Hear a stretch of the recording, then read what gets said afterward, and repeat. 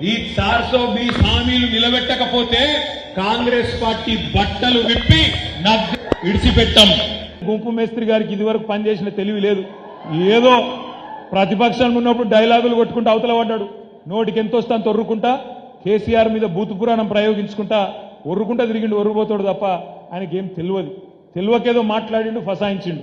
ఇలా కింద మీద పడతాడు.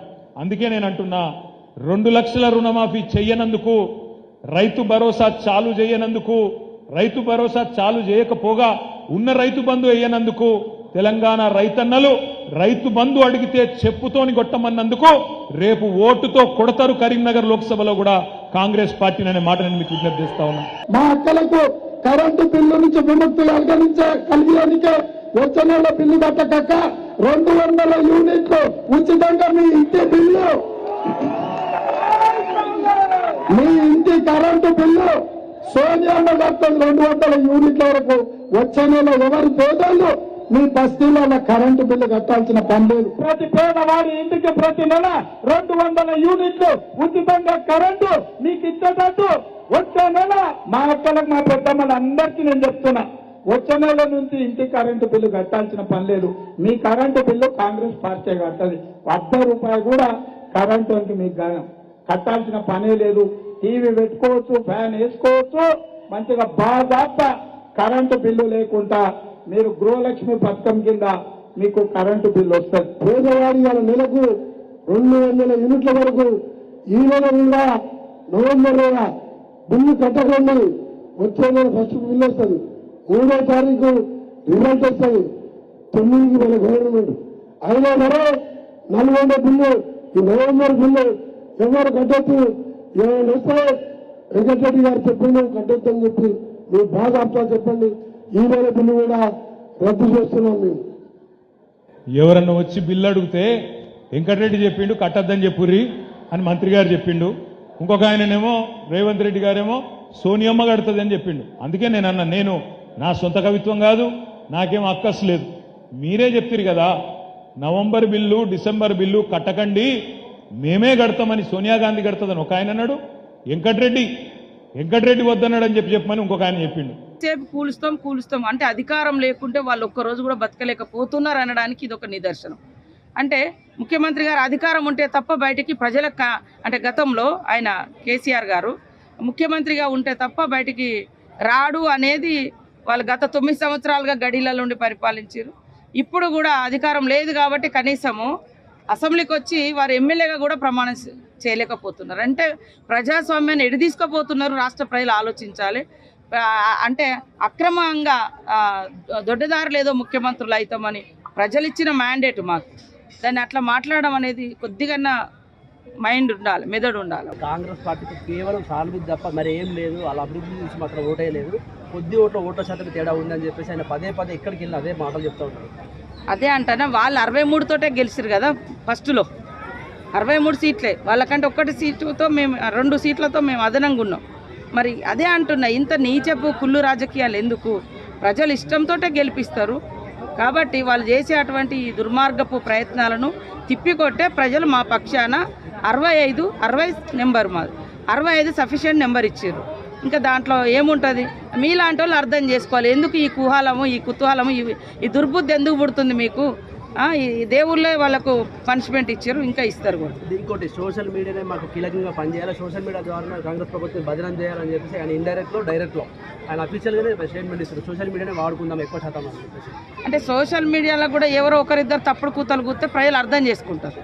కానీ చేసిన పనిని సోషల్ మీడియాలో పెట్టుకుంటే అది ఫ్యాక్ట్ కనబడుతుంది. నేను లేని మాట అన్నాను అనుకో, నేను అన్నది తప్ప రైట్ అని ప్రజలు ఆలోచిస్తారు. కొద్దిసేపు కన్ఫ్యూజన్ ఉంటారు కావచ్చు, కన్ఫ్యూజ్ చేస్తారు కావచ్చు.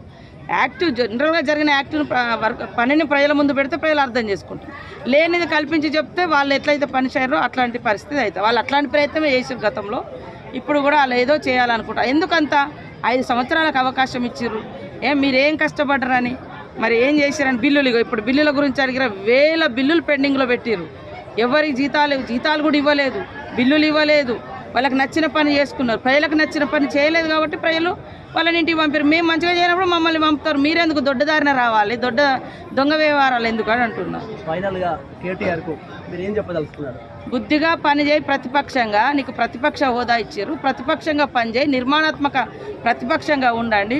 ప్రజలు మీ ప్రతిపక్ష పాత్రను హర్షించినప్పుడు మీకు ఎప్పుడైనా అవకాశం వచ్చినప్పుడు స్ట్రేట్ ఫార్వర్డ్గా ప్రజాస్వామికయుతంగా రావాలి తప్ప దొడ్డదారిన ప్రభుత్వాలను కూల్చే కుట్రలు మానుకోండి అని చెప్తాను. తప్పకుండా చేస్తాము, ఒక్కొక్కటి చేస్తున్నాము. మేము ప్రభుత్వం వచ్చిన కాంచి ప్రజా సంక్షేమం కోసమే పాటుపడుతున్నాము. ఎక్కడ కూడా మా సొంత కట్టడాల కోసమో, సొంత వెహికల్ల కోసమో, సొంత వాటి కోసం రూపాయి కూడా మా సొంత అవసరాల కోసం ఇష్టానుసారంగా ఖర్చు పెట్టలే. వారు లక్షల కోట్ల అప్పులు తెచ్చి తమకు ఇష్టమున్న కట్టడాలు, ఇష్టమున్న జీవితాన్ని గత ప్రభుత్వం అనుభవించింది. మా సీఎం గారు కూడా అట్లాంటిది లేదు, మేమెవరం కూడా అట్లా చేయడం లేదు. ఉన్నదంతా కూడా ప్రజలకు ఇవ్వడానికే, ప్రజలకు దగ్గరికి రావడానికి. ఒక్క బస్సు, ఉచిత బస్సు పెడితే ఎంత కడుపు మండుతుందో వాళ్ళకి తెలుసు. ఆటో వాళ్ళని రెచ్చగొట్టుడు, ఆటో వాళ్ళకు కూడా చెప్పిన వాళ్ళనే. ఇప్పుడు ఈ గల్లీలలో ఆటోలు తిరగడానికి బస్సు అయితే అడ్డం కాదు కదా. ఇప్పుడు ఇక్కడ నుంచి ఒక హైదరాబాద్ పోవాలి, కరీంనగర్ పోవాలి, వరంగల్ పోవాలంటే ఒక ఉచిత బస్సు అనేది ప్రతి ఇంట్లో ఒక మహిళ ఉంటుంది, పిల్లలు ఉంటారు, ఎక్కడెక్కడ దాన్నే ఓర్వలేకపోతున్నారు. మా ప్రభుత్వము తీసుకున్నటువంటి గుడ్ స్టెప్స్, మంచి నిర్ణయాలు ఏవైతున్నాయో వాటిని సహించలేక రకరకాలుగా మాట్లాడుతున్నారు. కాబట్టి రేపటి ఎంపీ ఎన్నికలలో కూడా వాళ్ళు అక్కడ వచ్చే అవకాశం లేదు, ఎట్లా గవర్నమెంట్ ఇక్కడ కూడా లేదు. కాబట్టి ఏదేదో రకరకాల మాటలు మాట్లాడుతున్నారు. ఒక్కటక్క ఫైనల్గా 10 ఏళ్ళు బీఆర్ఎస్ పార్టీ అధికారంలో ఉంది, రాజన్న ఆలయం ఎంతో వివక్షకు గురైంది. బీజేపీ అధికారంలో ఉంది, ₹1 కూడా దీనికి కేటాయించలేదు. అంటే నువ్వు చేయ అభివృద్ధి, నువ్వు చేయ అని చెప్పి ఇద్దరి మధ్య రాజన్న ఆలయం మాత్రం వివక్షకు గురైంది, డెవలప్ కాలేదు. ఇప్పుడు మీ ప్రభుత్వం వచ్చింది, మీరు ఎట్లా చేయబోతుంది? తప్పకుండా మా సీనియర్ ఇంతకుముందే నాతో మాట్లాడిండు. సీఎం గారి దృష్టి తీసుకుపోయి సీఎం గారు చైర్మన్గా గతంలో పెట్టారు కానీ ఏం చేయలేదు. మరి కేసీఆర్ గారు ఈ సొంత జిల్లా అని చెప్పుకుంటారు, ఇక్కడే మా పుట్టుకలు అని చెప్పుకుంటారు, అన్నీ చెప్పుకున్నారు. ఈ సెంటిమెంట్ని వాడుకున్నారు, అన్నీ చేసుకున్నారు. 2 సార్లు అధికారానికి వచ్చారు. 2 సార్లు వచ్చినా ఇంకేదో వాళ్ళు త్యాగాలు చేసిండ్రు, మాకేదో అధికారం పోయిందంటే ఈ రాష్ట్రంలో తెలంగాణ కోసం ప్రతి ఒక్క బిడ్డ పోరాటం చేసిండు. తల్లి సోనియమ్మ తెలంగాణ ఇచ్చి కాంగ్రెస్ పార్టీ అక్కడ ఇక్కడ లాస్ అయింది 10 ఏళ్ళు, మీకు తెలుసు. అయినా కూడా ప్రజల యొక్క ఆకాంక్ష నెరవేర్చాలని నెరవేర్చింది. 10 ఏళ్ళు అధికారంలో ఉన్నారు. ఎక్కడి నుంచో వేరే దేశాల్లో బతికి 2 ముచ్చట్లు ఇంగ్లీష్ మాటలు నేర్చుకొని వచ్చి అదే మన లాంగ్వేజ్ లాగా కూడా చెప్పుకొని ఏదో గొప్పగా బతుకుతుంది. మరి అంత గొప్పగా చేస్తే ఈ ఊళ్ళకి ఏమొచ్చింది, రైతులకు ఏం ఒరిగింది, ఇక్కడ దేవుడికి ఏమి ఇచ్చిర్రు, ఏం చేయలే. అదే సోషల్ మీడియాను వాళ్ళు చేయని పనులు చేసినట్టుగా అద్భుతంగా ప్రచారం చేసుకున్నారు. అది ఎవరు నమ్మరు, చేసిన పనినే ప్రజలు నమ్ముతారు.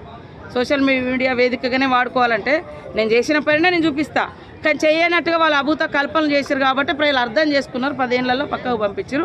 మేము ఖచ్చితంగా అభివృద్ధికి కట్టుబడి ఉన్నాం. దేవాలయాల అభివృద్ధికి, మన ప్రాంత దేవుళ్లను, మన ప్రాంత దేవుళ్ళ యొక్క విశిష్టతను, గొప్పతనాన్ని భవిష్యత్ తరాలకు కూడా అందించాల్సిన బాధ్యత ఉంది. రైతులు ఆల్రెడీ మంట మీద ఉన్నారు.